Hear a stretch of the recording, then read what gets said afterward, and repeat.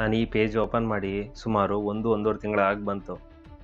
ನಾನು ಏನು ನಡಿಬಾರ್ದು ಅಂತ ಈ ಪೇಜ್ ಓಪನ್ ಮಾಡಿದ್ನೋ ಆ ಘಟನೆ ಒಂದು ನಡೆದೋಗಿದೆ. ಯಾದಗಿರಿ ಜಿಲ್ಲೆಯಲ್ಲಿ ಬಾಲು ಹನುಮಂತಪ್ಪ ದೇಸಾಯಿ ಅನ್ನೋ ಒಬ್ಬ 19 ವರ್ಷದ ಹುಡುಗ ದಿನಕ್ಕೆ 3-4 ಸ್ಟಿಂಗ್ ಕುಡಿದು ಸತ್ತೋಗಿದ್ದಾನೆ. ನಾನು ಅಷ್ಟೇ ಹೇಳ್ತಾ ಇರ್ತೀನಿ, ಲೇಬಲ್ ಓದ್ದಾನೆ ನೀವೇನೂ ಕುಡಿಬೇಡಿ, ಏನೂ ಮಾಡಬೇಡಿ ಅಂತ. ಈಗ ಕಂಪ್ನಿ ಮೇಲೆ ಲೀಗಲ್ ಆಗಿ ಕಂಪ್ಲೇಂಟು ಮಾಡೋಕ್ಕಾಗಲ್ಲ, ಆ್ಯಕ್ಷನ್ ತೊಗೊಳಕ್ಕಂತೂ ಆಗೋದಿಲ್ಲ. ಯಾಕಂದರೆ ಕಂಪ್ನಿಯವರು ನೀಟಾಗಿ ಲೇಬಲ್ ಮೇಲೆ ಒಬ್ಬ ಪರ್ಸನ್ಗೆ, ಅಡಲ್ಟ್ಗೆ, ವಯಸ್ಕ ವ್ಯಕ್ತಿಗೆ 500 ml ಮಾತ್ರ ಅಂತ ಅದ್ರ ಮೇಲೆ ಬರೆದಿದ್ದಾರೆ. ಅದಕ್ಕಿಂತ ಜಾಸ್ತಿ ಕುಡಿದ್ರೆ ಅವ್ರು ರೆಸ್ಪಾನ್ಸಿಬಲ್ ಆಗೋಕ್ಕೆ ಚಾನ್ಸೇ ಇಲ್ಲ. ಅವ್ರು ಇದೇ ಪಾಯಿಂಟ್ ಹಿಡಿದು ಅವ್ರನ್ನ ಏನು ಬೇಕಾದ್ರೂ ಇದು ಮಾಡ್ಬೋದು. ಲೀಗಲ್ ಆ್ಯಕ್ಷನ್ ತೊಗೊಳಕ್ಕಾಗಲ್ಲ ಕಂಪ್ನಿ ಮೇಲೆ. ಆ ಊರಿನ ಜನ ಅಂಗಡಿಲಿರೋ ಸ್ಟಿಂಗ್ ಬಾಟಲನ್ನು ತೆಗೆದು ಆಚೆಗೆ ಹಾಕಿ ಬೆಂಕಿ ಹಾಕಿದ್ದಾರೆ. ನಾಳೆಗೆ ಅವರೇ ತೊಗೊಂಡು ಕುಡಿತಾರೆ. ಅದನ್ನ ಬದಲಾಗಲ್ಲ ಯಾರೂ.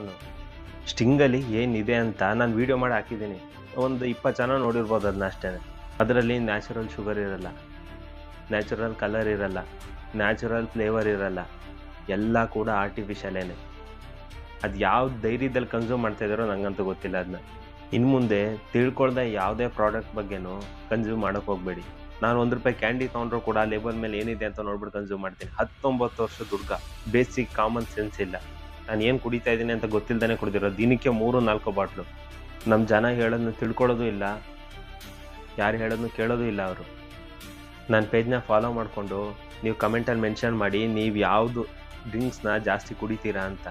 ನಾನದು ಜಾಸ್ತಿ ಹೇಳಬೇಕಿಲ್ಲ ಅದ್ರ ಬಗ್ಗೆ. ಆ ಲೇಬಲ್ ಮೇಲೆ ಏನಿದೆ ಅದನ್ನು ನೀಟಾಗಿ ಎಕ್ಸ್ಪ್ಲೈನ್ ಮಾಡಿದ್ರೆ ಸಾಕು, ಯಾವ ತೊಂದರೆನೂ ಬರಲ್ಲ. ನಾನು ಹೇಳೋಕೆ ರೆಡಿ ಇದ್ದೀನಿ, ನೀವು ಕೇಳೋಕೆ ರೆಡಿ ಇಲ್ಲ. ಈ ರೀತಿ ಘಟನೆ ಇನ್ನೊಂದು ಸರಿ ಆಗಬಾರ್ದು ಅಂದರೆ ನನ್ನ ಪೇಜ್ನ ಫಾಲೋ ಮಾಡಿಕೊಂಡು ನೀವು ಕಮೆಂಟ್ ಮಾಡಿ ನೀವು ಯಾವ ಡ್ರಿಂಕ್ನ ಡೈಲಿ ಕನ್ಸ್ಯೂಮ್ ಮಾಡ್ತೀರಾ, ಅದ್ರ ಬಗ್ಗೆ ನಾನು ಎಕ್ಸ್ಪ್ಲೈನ್ ಮಾಡಿ ಹೇಳ್ತೀನಿ.